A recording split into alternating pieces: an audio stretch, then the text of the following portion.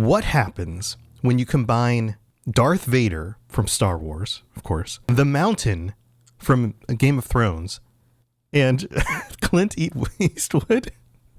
Oh, I couldn't say that with a straight face. Clint Eastwood from a 1993 movie, In the Line of Fire. That's right. You probably guessed it. You get Frank Horrigan from Fallout 2. I was going to be so serious on the intro on this, but I think I'm going to keep me cracking up, because that's just hilarious. Frank Horrigan, you might be wondering. So let me back up a little bit before we get into this episode. There are some of you on the Discord who have been asking for a Frank Horrigan episode because I haven't done Frank Horrigan yet. He is the final boss of Fallout 2 and is very much a final boss and very much a character you would design in the 90s. And we're going to go into everything that I could find out today about Frank Horrigan and exactly who he is and how he became this behemoth of a super mutant power armored freakazoid thing that you have to deal with in Fallout 2, but also how some of the aspects of his character are clearly linked, or at least can be seen in other similar types of characters, like Darth Vader, or the Mountain, or Clint Eastwood. So that's today's episode. I hope you enjoy it. Okay, so I have to address the whole Clint Eastwood thing here. He played a character in the movie In the Line of Fire from 1993. Named Frank Horrigan, and he was in that movie a Secret Service agent who was protecting the president. And so this does play into it. This isn't just a joke. And no, Frank Horrigan and Clint Eastwood don't look similar or anything like that. The connection here is that both Frank Horrigans play specific kinds of individuals who worked for a president and whose job it was to do the things that the president would want and also to keep that president safe. So that's the connection. And I'm just going to put this here in the beginning of the episode in order to clarify that that was not a joke. This is an actual reference. Also, Darth Vader is going to make a lot of sense as we get through this. And the Mountain, if you watched the Game of Thrones show or if you've read the Song of Ice and Fire books, that's going to make sense as well. But here, let's get into what we do know about Frank Horrigan. Frank was born in 2211. And remember, this is Fallout 2. Frank only shows up in Fallout 2 and is referenced a lot in the Fallout Bible. And a reminder for those of you who skipped over that episode or just don't know much about the Fallout Bible. The Fallout Bible was a series of answers to questions that people had in the late 90s, early 2000s, when people had played through Fallout 1 and Fallout 2 and were discussing on the early internet what was actually going on. And they wanted to dive a little bit deeper into this really interesting world. And so the Fallout Bible was basically answers to questions by Chris Avellone that people were asking at the time. And some of those things are canon and some of them are still speculation.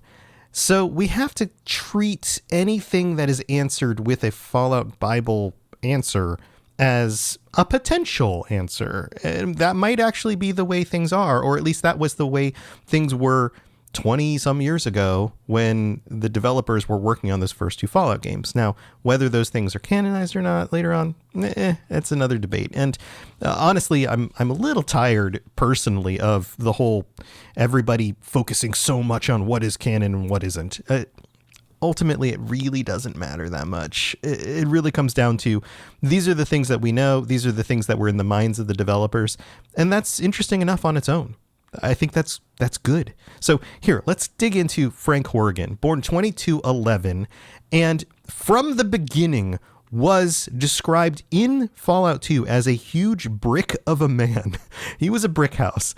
He was a big guy. He was a personal bodyguard for President Dick Richardson. And yes, if you haven't played Fallout 2 or you skipped over those episodes, that was the president's name. He was the man with the same name twice. Dick Richardson, because Dick also could mean Richard. And from the beginning, he was always considered to be a little bit out there. There was what is described as an undocumented psychotic blunder that he made that caused him to be reassigned to Wasteland Patrol duty. He was always a little bit out there. And while he was out on Wasteland duty, he was on an expedition, and he came into contact with the FEV, the Forced Evolutionary Virus, at the Mariposa military base. This is where they were testing the virus. This is the very location where Maxon rebelled against the directions that he had from the military and decided that what they were doing there was not right and stood against them. Well, at that same location, he came across the FEV. And we don't know the specific details of how this happened, but it was enough of an exposure that he started mutating into a super mutant. And the Enclave, who he was working for at the time, they'd been very clearly established by the 2200s, send him for testing to the oil rig. And this is another location that you need to be aware of. If you haven't played Fallout 2, the oil rig is the location that the Enclave were in. It's a place that many of them went to when the bombs dropped in order to stay safe during the Great War. It's a place that was still in operation 100 and something years later, and was, at least for this group of the Enclave, their base, the one place that we know where they were located. And clearly, as the stories have gone on, we've learned that the Enclave had many other locations that they were operating out of, and probably more than we know of right now, especially with the information that we've seen from the Fallout TV show. But during Fallout 2, this was the location for the Enclave. It's all we knew about. It was not only the place where their leaders operated out of, but it was also a place where they were doing testing. They were continuing to test individuals with the FEV virus. Just because Mariposa was shut down does not mean that the Enclave gave up on their testing and on their plans to create a super soldier and to use that super soldier, at least now, post-war, in the wasteland in order to do what they needed to do. There's evidence of this in the Fallout TV show. When we see Wilzig leaving the Enclave research location, they cart out a super mutant, and we can see its hand underneath the fabric on the gurney. They are still testing, in the latest part of the timeline, super mutants and trying to make super soldiers. Now, Frank was a very specific case with this, though. He wasn't just your average super mutant. He was somebody who they continued to test on. He was somebody who was already psychologically out there, but also somebody who went through more FEV trials and tests at the oil rig than anybody else had ever gone through at this point. And although he was already a brick of a man, somebody who was very large, very built, imagine taking that kind of person and turning them into a super mutant. It just accentuated his natural fitness and strength and size. He became ridiculous, like just absolutely ridiculously huge, and also mentally disturbed.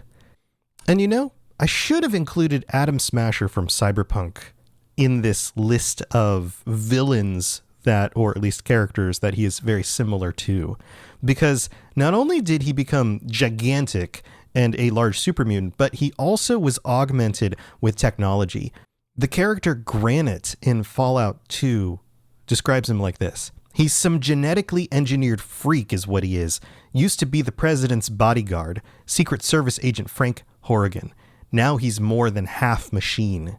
So there's a clear similarity to both Darth Vader and Atom Smasher. More machine than man at this point.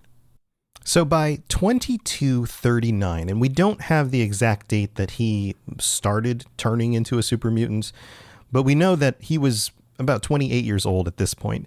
The Enclave had decided that their testing had kind of reached an end. They had done as much as they possibly could with him by that point. He was very much a super mutant and also mostly machine, and his mind had been altered. Like every super mutant, he became less intelligent, more easy to manipulate by the Enclave themselves, because they needed somebody who would be absolutely 100% loyal to them and the mission. You wouldn't want somebody like Frank Horrigan running around and being a loose cannon. But that's kind of what he became, because they decided to start sending him back out into the wasteland in order to fulfill their missions. He would take on missions where he would end up having to approach settlers or individuals in order to gain things for the Enclave. And every time he came up across somebody who was willing to stand up to him, it was generally believed that they wouldn't last more than 60 seconds. And this comes from other dialogue in the game. This idea that nobody could stand up against him. And this is a very The Mountain in Game of Thrones kind of thing. He's a big guy. He's ready to be violent at a moment's notice, and nobody can stand their ground against him because he will just destroy them. Oh, and did I mention he wasn't just a super mutant with a bunch of mechanical augmentation? He also had a very special suit of power armor. So he was a cybernetically augmented super mutant in power armor. And it wasn't just any power armor. This wasn't like they were like, oh, we're going to throw him in a T-51 and make it a little bit bigger. No, this was a specially designed Enclave suit of armor based off of all the technology that they had developed to this point, 100 and something years after the bombs dropped. And they put him in that. And clearly that was for reasons of combat effectiveness and keeping him safe, but it also did something else as well. Much like Darth Vader, he couldn't survive outside of his suit because it was constantly injecting him with drugs and chemicals in order to keep him alive. In some ways, as I think through all of this, he really does feel like the kind of super bad guy that you would design if you worked for a video game studio in the late 90s. Let's just draw from all of these other inspirations. He's a super mutant. He's super strong. He's really fast. He's in a really cool set of armor that does really cool stuff. It's powered by fusion cells on his back, which was added in the Modifius tabletop version of the game. He's cybernetically augmented, and he's unstable mentally. He's ready to snap at any moment and kill anybody who gets in his way. He's 100% focused on doing his mission and working for the bad guys, the Enclave, in whatever capacity they want him to do things in. It sounds like a late 90s villain. It sounds like something you would see in a comic book. And that's part of what makes him so fun. Is that he's just a really big, pissed off, bad guy. He's like a force of nature, and you don't want to get in his way. But there was one other individual in the wasteland who proved to be a bigger badass than Frank Horrigan. They were known as the Chosen One. There's a situation that happens exactly on August 30th, 2241 in Fallout 2. And remember, Fallout 1 and Fallout 2 had very specific timelines and events that happened on certain dates, time limits for how the games would play out. You needed to be able to do a certain thing by a certain time, and in order for the game to actually work out, you were kind of gated in that way, in a way that modern games don't do. So in the game, there is a scripted event on August 30th, 2241, where Frank Horrigan is tasked with hunting down and recruiting an elderly farmer with some knowledge that could prove dangerous to the Enclave. In this situation, Frank was simply a weapon. He was to show up, find the farmer, kill him without a second thought, and leave. And he did. And at that moment in the game, you're there. You're the chosen one. And you witness this execution in front of you. And Frank makes the biggest mistake of his life. And that's saying a lot. He's done a lot of terrible things and definitely ended up in a situation with the Enclave that he probably wasn't planning on happening. I mean, who plans on being a super mutant and one of the biggest killing weapons of the bad guys in Fallout 2? Not too many people choose that as a future career. So he was in this situation, and instead of killing the chosen one, he leaves him and he walks away. Now, why he would choose to do that, I don't know that there's an answer to that. I mean, I think the meta answer is, well, it plays into the storyline. You meet this terrible behemoth of a monster super mutant person, and you realize how terrible they are. And it's a Chekhov's gun kind of situation. You could see exactly how terrifying and how powerful and how, I guess, without any remorse, this creature, I mean, it's a creature at this point. This Frank creature, Frankenstein, is that? Oh my God, that's another similarity. I hadn't just thought about that. But you find out exactly how terrible this person is. And this is a storytelling trope that we see all the time. You hint at the big bad. You hint at the terrible situation or the absolutely worst person that you're going to have to deal with in the game later on. Atom Smasher, they do this in Cyberpunk 2077, even though that came out, 20 some years later.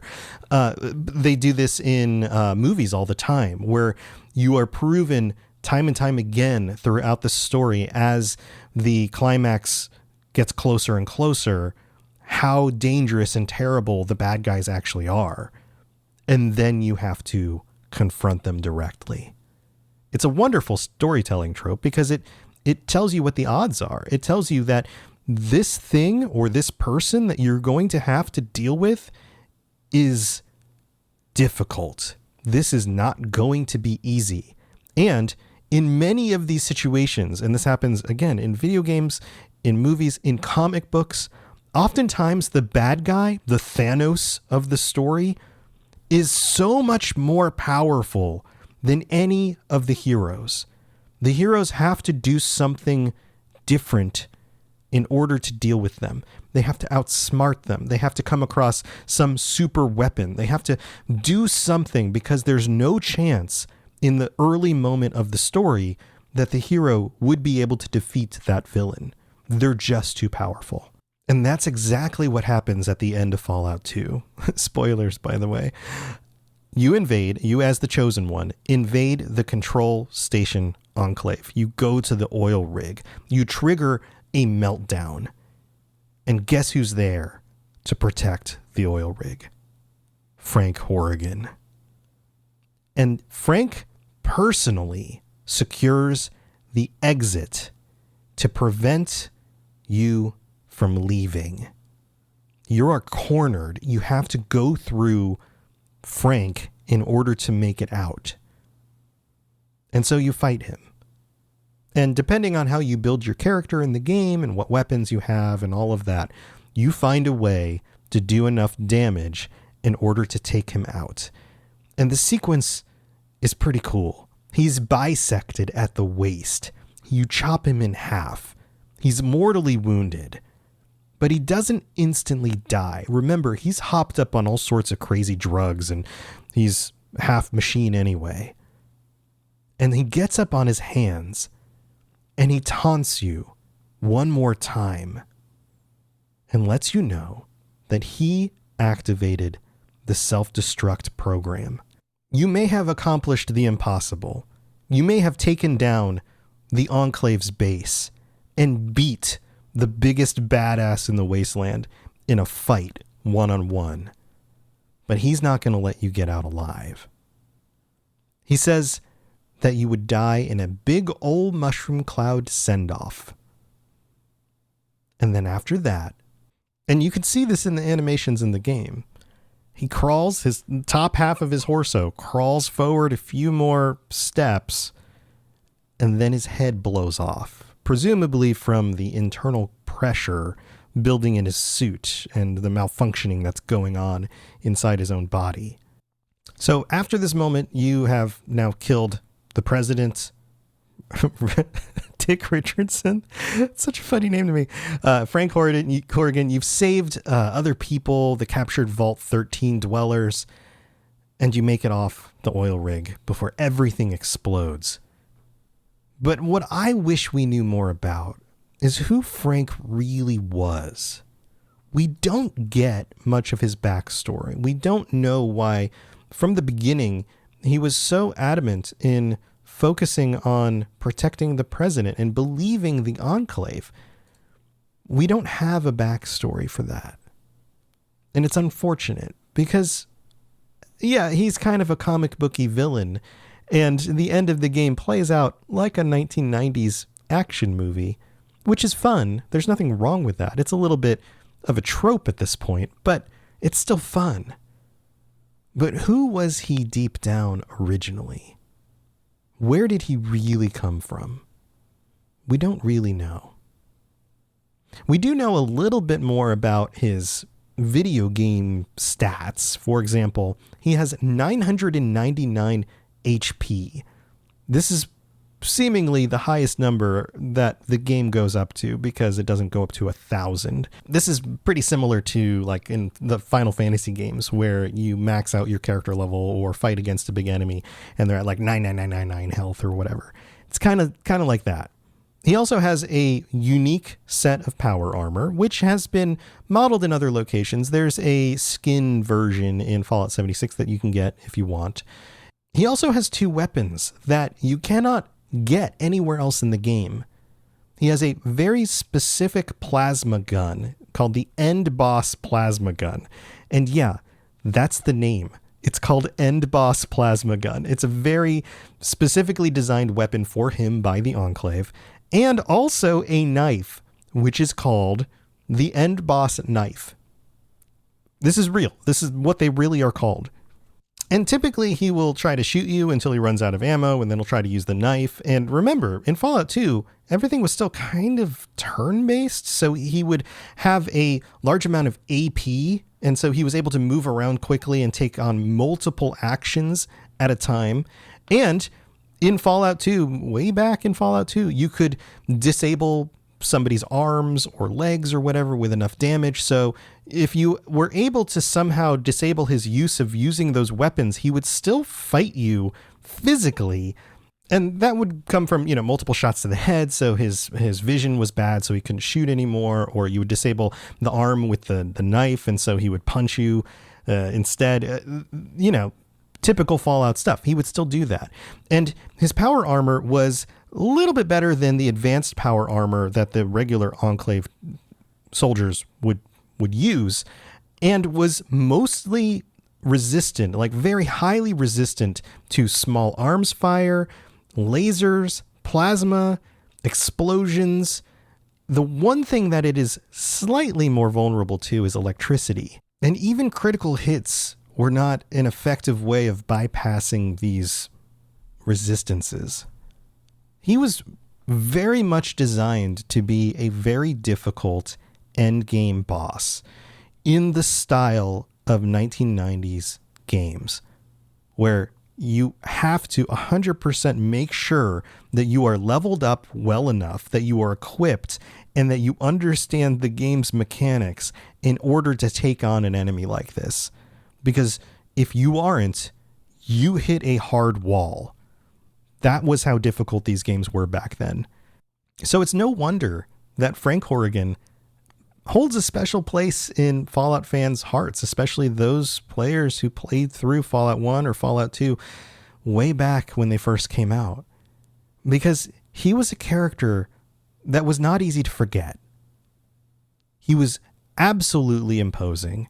He was more difficult than anything else you'd come across, including Deathclaws. And he was a very difficult final boss. And as the Dark Souls games have proven, when you pit players against an enemy like this that kicks your butt over and over again, and then you finally figure out how to beat the game, it stays with you. you feel like you've actually accomplished something because you had to work for it. It wasn't just, I played the game until I was done playing the game. There's a reason why in early video games, people would say, did you beat the game? Because you legitimately had to beat some sort of difficult thing. It wasn't, did you just finish the game like you finish reading a book? It was, did you beat the game? Because Frank Horrigan was a monster. And he has a special place in Fallout fans' hearts. If you like this video, then why not check out this other one and continue learning more about Fallout? The Fallout Lorecast was brought to you by our patrons. A huge shout out to them for their support. Head over to patreon.com/Fallout Lorecast and take a look at all the cool things you can get for supporting this channel. Also, please like and subscribe, share with your friends, and if you want over 300 episodes of just the audio of this podcast, then check out the Fallout Lorecast on Spotify or Apple or anywhere else.